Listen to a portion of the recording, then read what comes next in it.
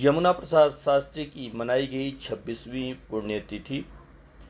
राष्ट्र के महान सपूत, स्वतंत्रता वीर, महामानव एवं पूर्व सांसद की आस्था एवं समर्पण भाव का प्रतीक नेत्रहीन एवं विकलांग महाविद्यालय तोपखाना बिछिया में उनकी 26वीं पुण्यतिथि मनाई गई।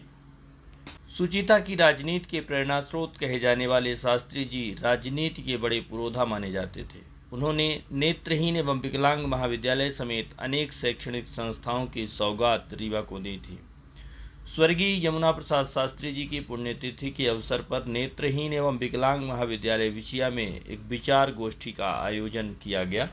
इस अवसर पर पूर्व मंत्री एवं रीवा विधायक राजेंद्र शुक्ल मौजूद रहे।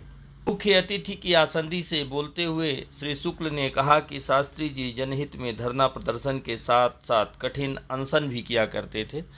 इसके अलावा शास्त्री जी शासन प्रशासन को समाधान भी दिया करते थे। श्री शुक्ल ने आगे कहा कि जब वे मंत्री बने तब मध्य प्रदेश के मुख्यमंत्री ने उन्हें बुलाकर रीवा में किए जाने योग्य कार्यों के बारे में पूछा।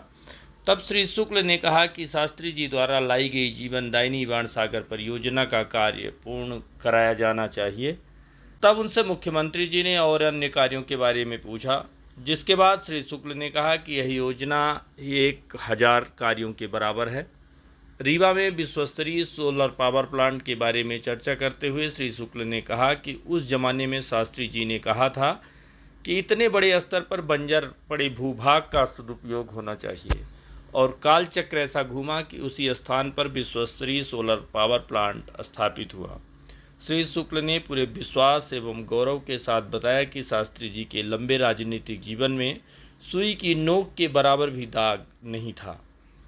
शास्त्री जी ने सत्ता का सदुपयोग किया और करवाया। साथ ही उन्होंने यह भी बताया कि रीवा में हवाई अड्डे की परिकल्पना भी शास्त्री जी ने की थी और लोकसभा में उन्होंने कई बार प्रश्न भी उठाया था। शास्त्री जी की 26वीं पुण्यतिथि के अवसर पर नेत्रहीन एवं विकलांग महाविद्यालय में आयोजित कार्यक्रम का शुभारंभ प्रार्थना एवं सुंदरकांड के साथ किया गया। तत्पश्चात 11 बजे शास्त्री जी की समाधि स्थल पर पुष्प की चादर अर्पित की गई। इस अवसर पर शास्त्री जी के पुत्र देवेंद्र शास्त्री, पुत्रवधू अर्चना शास्त्री, पौत्र अनंत सैनम शास्त्री, विजय मंगलम शास्त्री, पौत्रवधू सुरभि द्विवेदी, विनीता द्विवेदी, पौत्री नंदिनी द्विवेदी, प्रपौत्र दिव्यात्मन शास्त्री, विजित्य शास्त्री आदि लोग मौजूद रहे। शास्त्री जी के छायाचित्र पर माल्यार्पण एवं दीप प्रज्वलन के साथ सुविचार गोष्ठी शास्त्री जी के सहयोगी हीरालाल पटेल की अध्यक्षता में आरंभ हुई।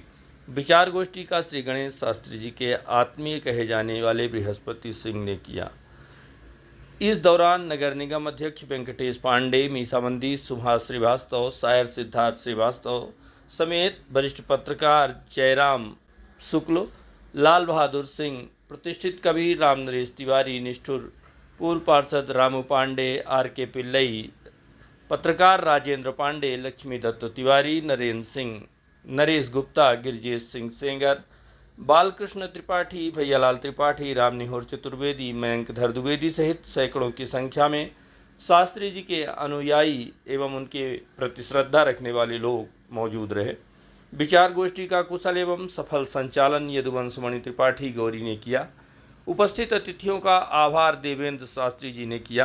गोष्ठी कार्यक्रम के पश्चात उपस्थित जनों के लिए सहभोज का आयोजन भी किया गया था। शास्त्री जी के सपने को पूरा करने के लिए रीवा को में हरित क्रांति लाना होगा, औद्योगिक क्रांति लाना होगा, पर्यटन की क्रांति लाना होगा, जिससे रीवा की सामाजिक और आर्थिक परिस्थितियां बेहतर हो सके। राजनीतिक स्थिति तो शास्त्री जी ने अपने व्यक्तित्व के कारण, अपने कद के कारण हमेशा से ऊपर रखा, लेकिन जिन कामों को उन्होंने शुरू किया था सामाजिक और आर्थिक क्रांति लाने के लिए, वो काम पूरे नहीं थे, अधूरे थे, जिसको एक एक करके पूरा करके हम उनको सच्ची श्रद्धांजलि देंगे। चुनाव में जीत और हार दोनों से व्यक्ति का व्यक्तित्व निखरता है। यदि वो रचनात्मक है, यदि वो ईमानदार है, जो राजनीति को सेवा का माध्यम मान के काम करता है, उसके लिए जीत भी लाभदायक है और हार भी से भी उसको कहीं न कहीं मजबूती मिलती है। लेकिन यदि राजनीति को व्यवसाय का माध्यम बना लिया जाएगा तो न जीत जनता के हित की है और न हारने से तो जनता का लाभ ही है ऐसे लोगों के, लेकिन उनके जीतने से जनता को लाभ नहीं होता।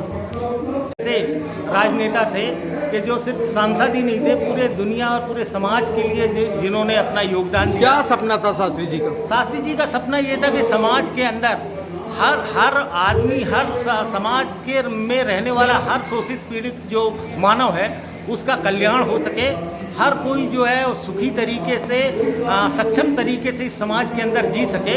मुख्य सपना उनका ये था। ये तो बाण सागर, रेलवे लाइन, ये तो विकास की एक कड़ी, एक अध्याय है, पर शास्त्री जी जो है पूरी मानवता के कल्याण के लिए उन्होंने अपना जीवन लगाया था। वो ये जो सारी चीज़ें हैं जिनके बारे में कहा जाता है कि बाण सागर, रेलवे लाइन, ये शास्त्री जी की एक दूरगामी योजना थी, एक दूरगामी समझता। क्या शास्त्री जी का सपना पूरा हो रहा है? आज के दौर में तो शास्त्री जी के सपनों पर जिस तरीके की राजनीति आ रही है, वो उस राजनीति ने तो ग्रहण लगाने का काम किया है। इस पूरी राजनीति में जो है अर्थवाद और जो पूंजीवादी तंत्र है वो पूरी तरह से हावी हो रहा है। जो समाज के कल्याण के लिए काम करने वाले लोग हैं, उनकी दिशा पे, उनकी मांगों पर जो है अनदेखी हो रही है।